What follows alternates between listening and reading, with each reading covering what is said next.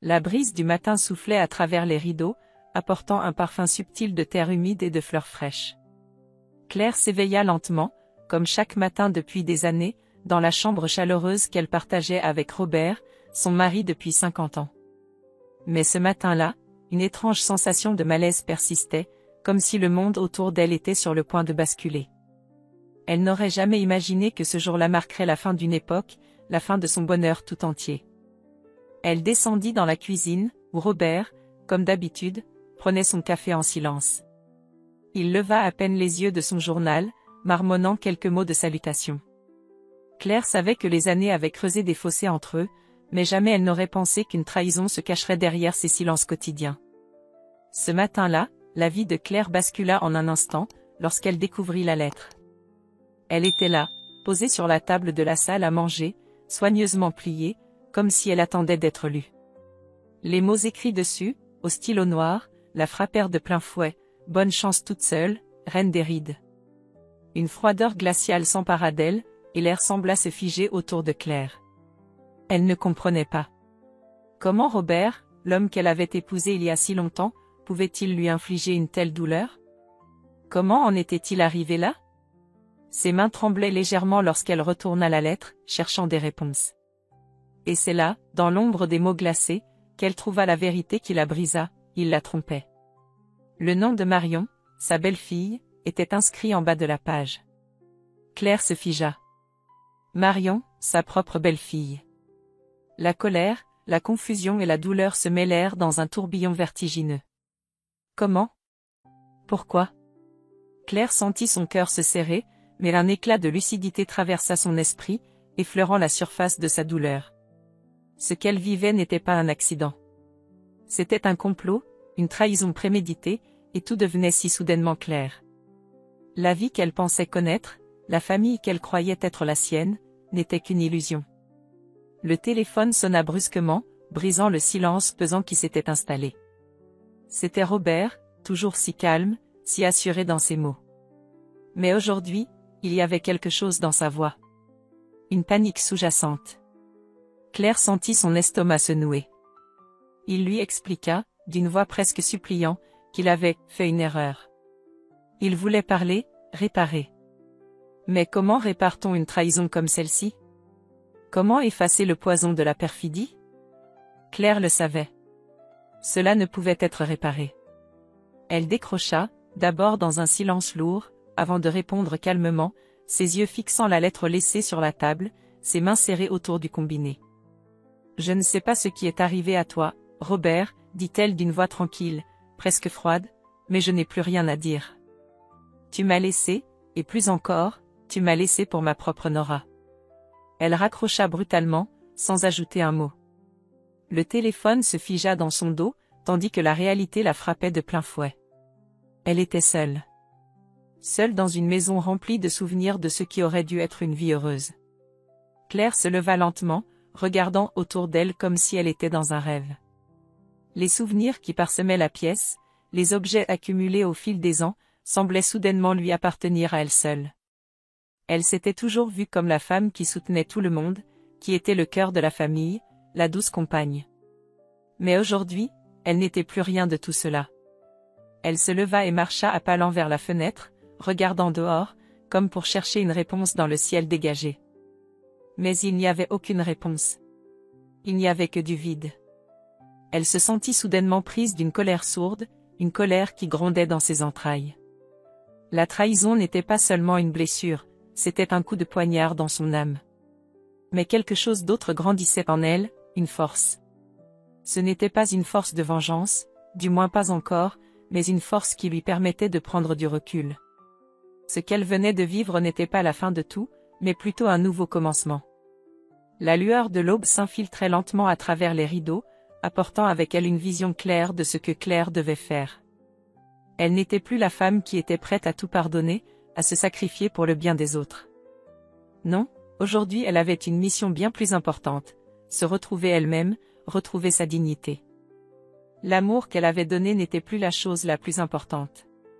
Elle se rendit compte qu'elle avait sacrifié son identité au profit des autres pendant trop longtemps. Maintenant, c'était son tour.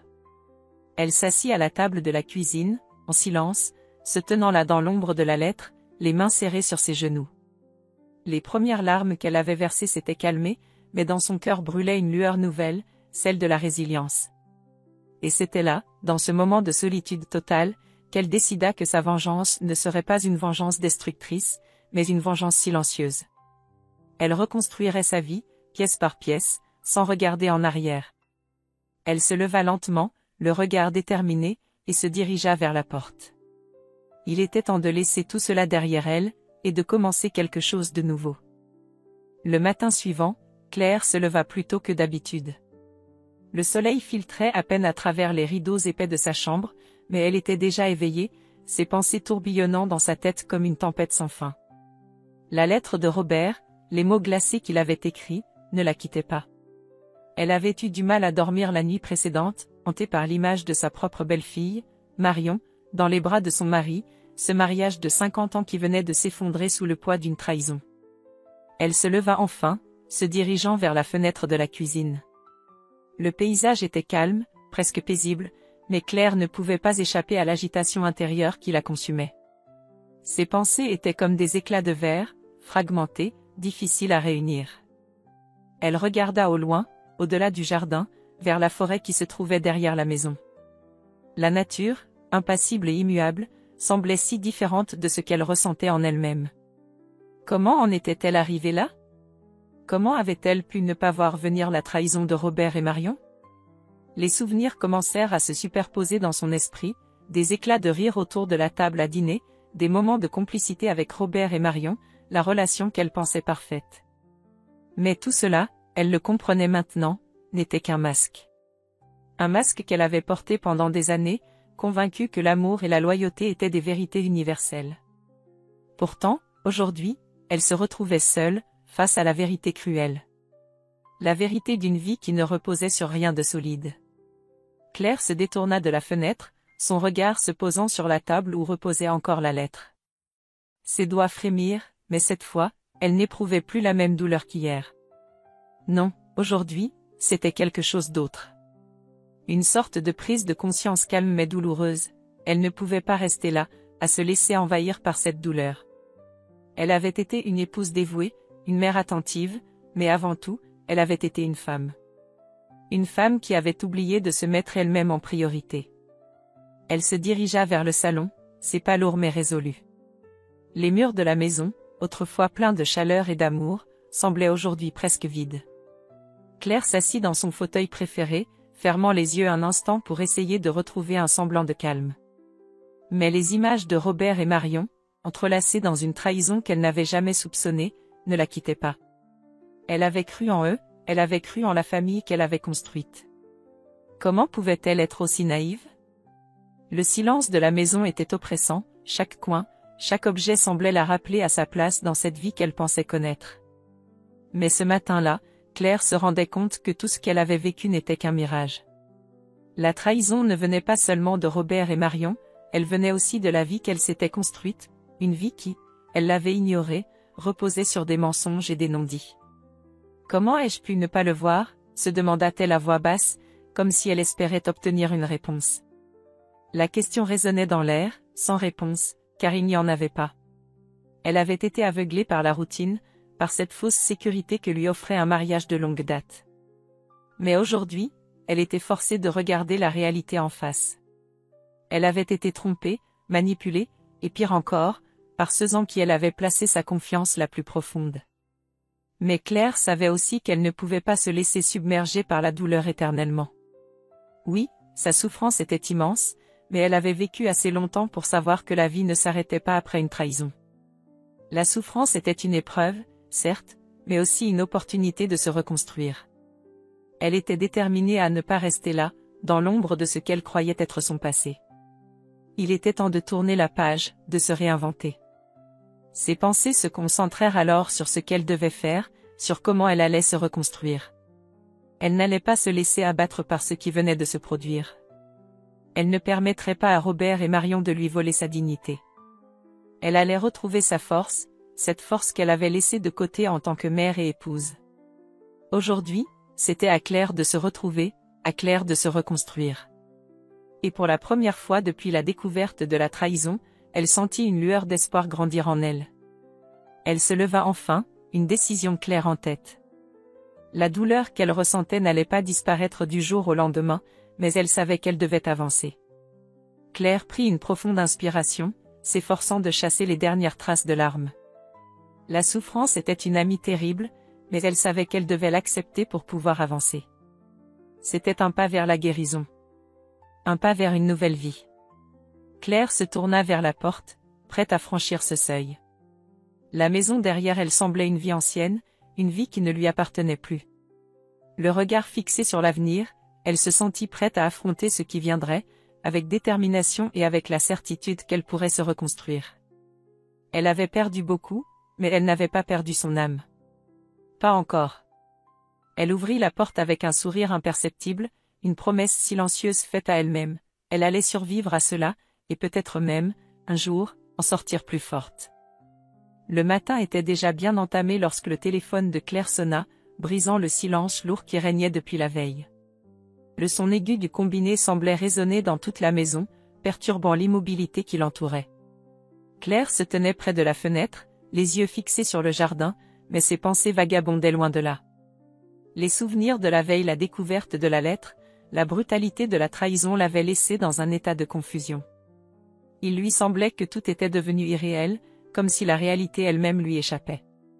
Elle hésita un instant avant de répondre. Son cœur battait plus fort à l'idée de ce qui l'attendait de l'autre côté de la ligne.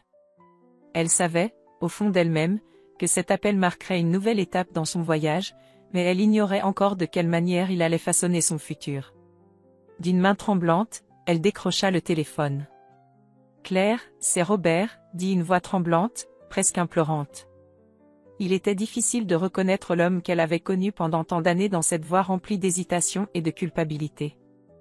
Ce n'était pas le Robert qu'elle avait aimé, celui qui lui avait promis un amour éternel. Non, ce Robert-là était brisé, désorienté, et probablement plus que jamais conscient de la gravité de ses actes. Elle ferma les yeux un instant, cherchant à contenir les vagues de colère et de tristesse qui menaçaient de submerger son esprit. Mais elle se força à rester calme, à écouter. « Claire, je suis désolé, » dit-il, sa voix brisée, presque étouffée. « Je t'en prie, je t'explique tout. Marion et moi, c'était une erreur. Je ne sais même pas comment cela a pu arriver. C'est horrible ce que j'ai fait, je le sais bien. Mais je te jure que je suis désespérée. J'ai besoin de toi. J'ai besoin que tu m'écoutes. Je suis perdue. » Claire serra les dents. Les mots de Robert résonnaient dans son esprit comme un écho lointain, mais il ne parvenait pas à atteindre son cœur. Elle l'écoutait, oui, mais elle n'entendait plus la personne qu'elle avait épousée. Il avait cessé d'être son mari pour devenir un homme qui cherchait désespérément à se sortir de la spirale qu'il avait lui-même créée. Elle laissa un silence s'étirer entre eux, son regard perdu dans l'immensité du jardin, comme si la nature pouvait lui offrir des réponses qu'aucun homme ne pourrait lui donner. « Claire, s'il te plaît, je t'en supplie, » insista Robert, sa voix brisée, presque suppliante. « Je ne sais plus quoi faire. Marion, elle m'a rejetée. Elle m'a dit que tout était fini. Je n'ai plus rien, Claire, rien. J'ai besoin de toi. J'ai besoin que tu m'aides. » À ces mots, quelque chose en Claire se brisa. Pas de douleur, mais une révélation soudaine, d'une clarté glaciale. Elle comprit alors que Robert ne cherchait pas seulement son pardon, il cherchait aussi une forme de rédemption, une façon de regagner ce qu'il avait perdu, la sécurité, la stabilité, la place qu'il occupait dans sa vie. Mais il n'y avait pas de rédemption dans la souffrance qu'il lui avait infligée, il n'y avait pas de place pour lui dans sa vie. La Claire d'hier n'existait plus. « Tu t'es trompé, Robert, » répondit-elle, sa voix calme mais ferme, le ton irrévocable. « Tu t'es trompé de manière irréparable. Et je n'ai plus rien à te dire. La personne que tu cherches, ce n'est plus moi. Ce que tu as fait est au-delà du pardon, et tu n'as pas le droit de me demander de t'aider maintenant. Tu m'as laissé pour elle. Et maintenant, tu dois assumer tes actes. » Elle raccrocha sans hésiter, comme un acte de libération, un geste qui marquait un tournant dans sa vie. Elle n'avait plus besoin de l'entendre, plus besoin de chercher des réponses à des questions sans fin. Elle savait désormais ce qu'elle devait faire. Le silence qui suivit était lourd, mais dans ce silence, Claire se sentit plus forte que jamais. Elle se leva lentement, la résolution dans les yeux. Elle regarda autour d'elle, comme si pour la première fois depuis longtemps, elle voyait sa maison sous un autre jour. Ce n'était plus un lieu de souvenirs heureux, ni de chaleur partagée. C'était un lieu qui appartenait au passé. Un passé qu'elle était prête à abandonner. La libération qu'elle ressentait n'était pas encore complète, mais elle savait qu'elle était sur la bonne voie. Son corps, tout comme son esprit, avait été brisé, mais elle sentait la force grandir en elle, une force qu'elle n'aurait jamais cru possible après tout ce qu'elle avait traversé. Elle n'était plus la femme qui avait souffert en silence, la femme qui s'était effacée au profit des autres. Non, elle allait désormais se reconstruire. Elle allait se trouver. Alors qu'elle se dirigeait vers la porte de la cuisine, prête à franchir le seuil de cette nouvelle étape, elle se tourna une dernière fois vers la pièce, un sourire imperceptible sur ses lèvres. Elle savait que la route ne serait pas facile. Mais pour la première fois depuis longtemps, elle savait qu'elle pouvait marcher seule. Le téléphone resta là, sur la table, comme une simple relique du passé, un symbole de ce qui devait rester derrière elle. Claire n'avait plus besoin de répondre. Elle avait déjà trouvé la réponse en elle-même. Les jours qui suivirent l'appel de Robert furent emplis de silence, un silence lourd et presque palpable. Claire ne savait pas vraiment ce qu'elle attendait, mais elle savait une chose, elle n'allait pas se laisser définir par la douleur. Elle avait fait un choix radical, un choix qui l'éloignait de la personne qu'elle avait été avant, une Claire aveuglée par l'amour et la loyauté. Ce matin-là, dans le calme de sa maison qui ne semblait plus être la sienne, Claire se leva avec une détermination nouvelle. Elle se regarda dans le miroir, prenant un moment pour observer son reflet, pour se rappeler qui elle était vraiment, avant les trahisons, avant le passé. Elle s'habilla avec soin, choisissant une robe simple, mais élégante. Ce n'était pas pour plaire à quelqu'un d'autre, mais pour elle-même. Elle comprenait enfin que l'opinion des autres, surtout de ceux qui l'avaient trahie, ne comptait plus. Ce n'était plus une question de séduire, mais de se reconstruire. À partir de ce jour, Claire se consacra à ses propres rêves, à ses désirs oubliés depuis trop d'années.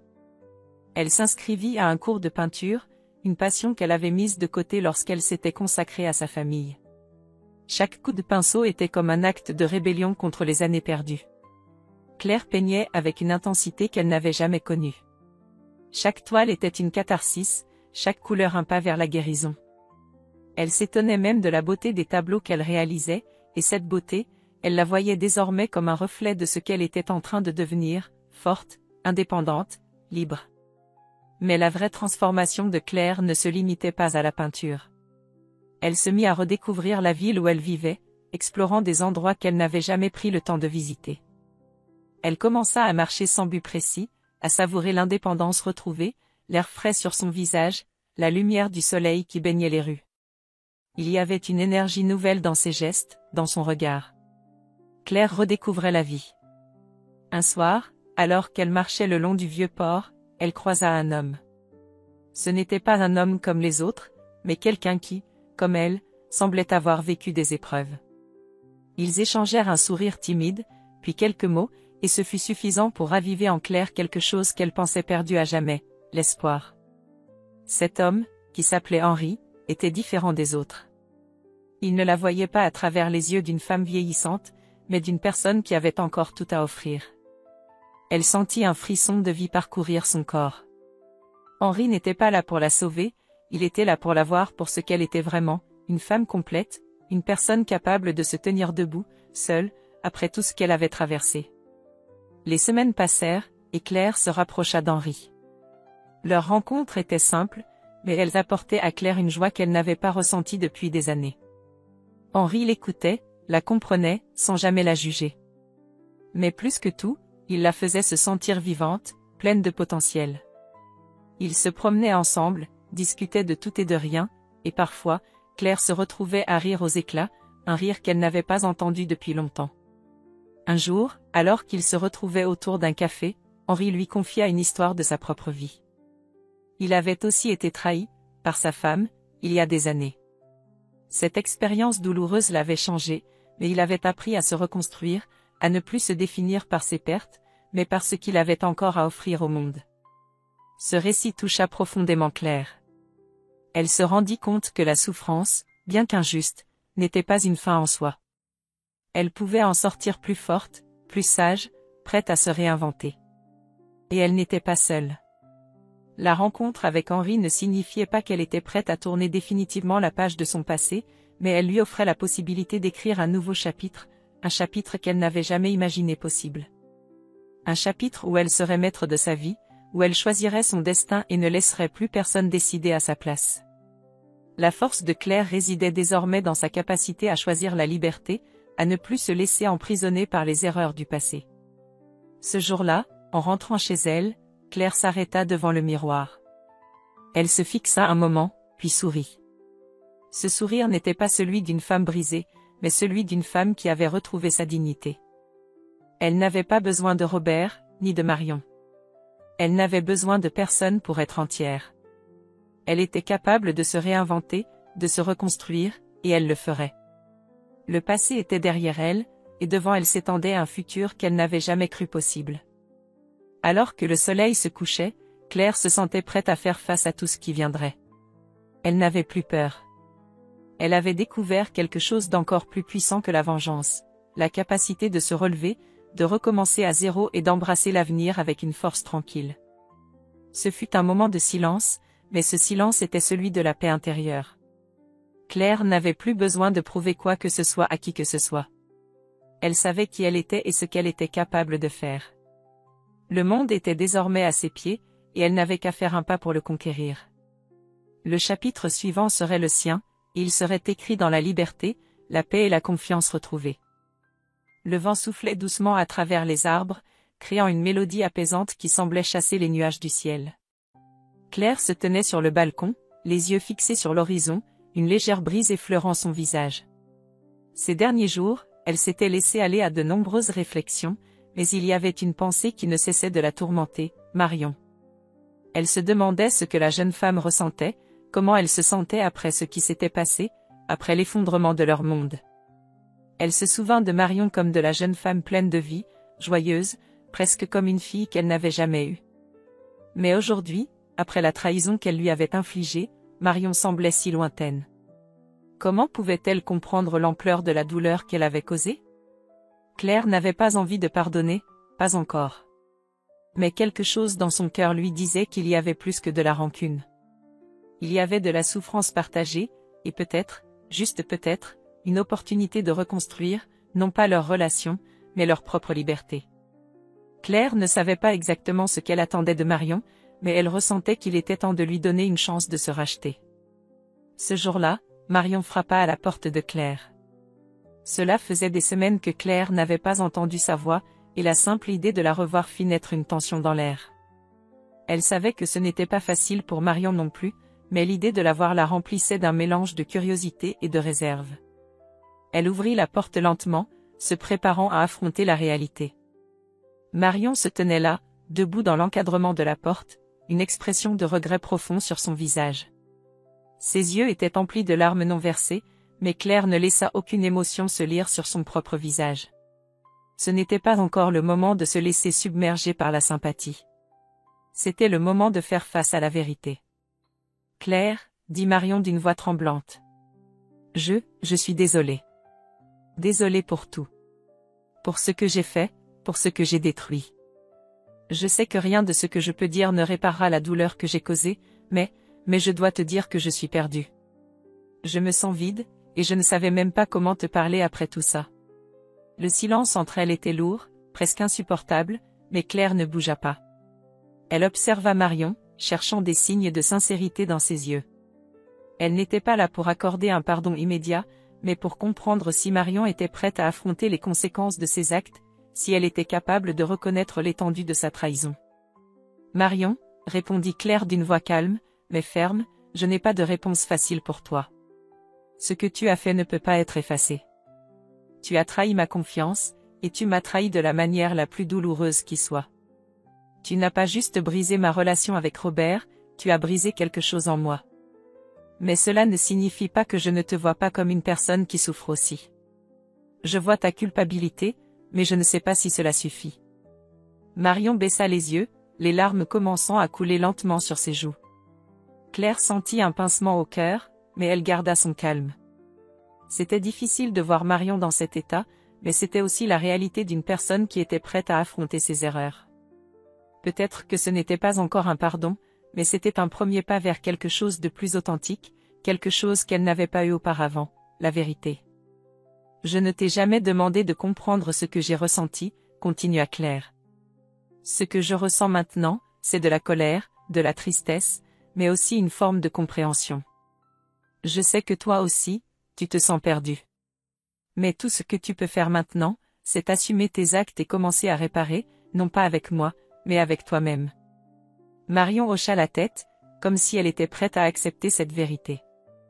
Elle savait que Claire n'attendait rien d'autre qu'un véritable changement, une sincérité qui n'était pas simplement une demande de pardon, mais une invitation à se libérer de la culpabilité qui pesait sur ses épaules. Je ne sais pas ce que l'avenir nous réserve, Marion, ajouta Claire après un moment de silence. Mais je vais te dire une chose, tu n'es pas seule dans cette douleur. Nous avons toutes les deux été trahies, et nous avons toutes les deux le pouvoir de nous reconstruire. Mais cela nécessite de la patience, de la réflexion, et surtout, de la volonté de faire mieux, non seulement pour nous-mêmes, mais pour les autres. Le regard de Marion se fit plus doux, plus sincère. Elle se redressa légèrement, comme si un fardeau venait de se lever de ses épaules. Il n'y avait pas de solution facile, mais il y avait une opportunité, une chance de reconstruire ce qui avait été brisé. Je vais me battre pour devenir une meilleure personne, dit Marion, sa voix plus calme, plus posée. Je ne peux pas effacer ce que j'ai fait, mais je ferai tout ce que je peux pour changer. Claire la regarda, un léger sourire se formant sur ses lèvres. Ce n'était pas un sourire de réconciliation immédiate, mais un sourire d'acceptation, de compréhension.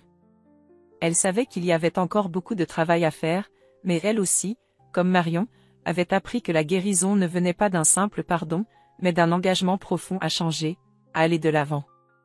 Alors, fais-le, répondit Claire, sa voix pleine de sagesse et de fermeté.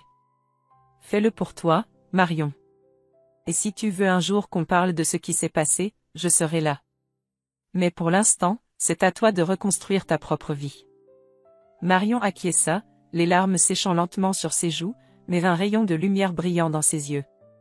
Claire referma doucement la porte, mais elle savait, au fond d'elle-même, qu'un premier pas vers la rédemption avait été fait non pas pour effacer les erreurs, mais pour avancer, ensemble, chacune sur son propre chemin.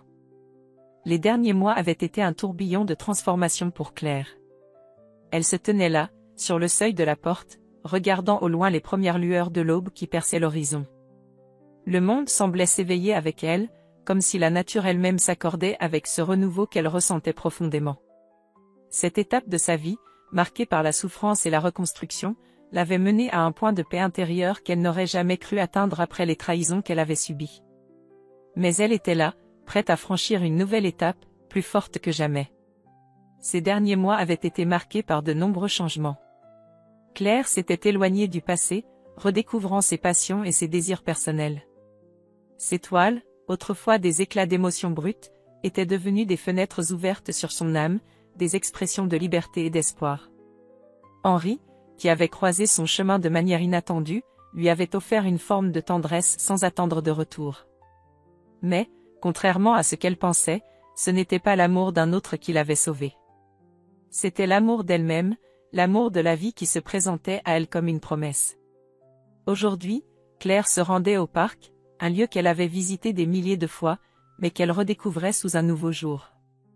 Ce matin-là, elle s'était habillée de manière simple, mais élégante, portant une robe qui faisait ressortir la lumière de son regard.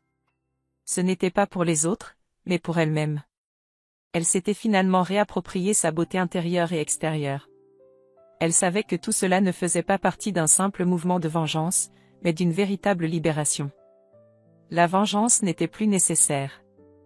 Elle avait trouvé la rédemption dans le fait de se relever, de ne pas se laisser définir par les erreurs du passé. Henri, à ses côtés, la regardait avec des yeux admiratifs, comme s'il percevait tout ce qu'elle avait traversé et tout ce qu'elle était devenue.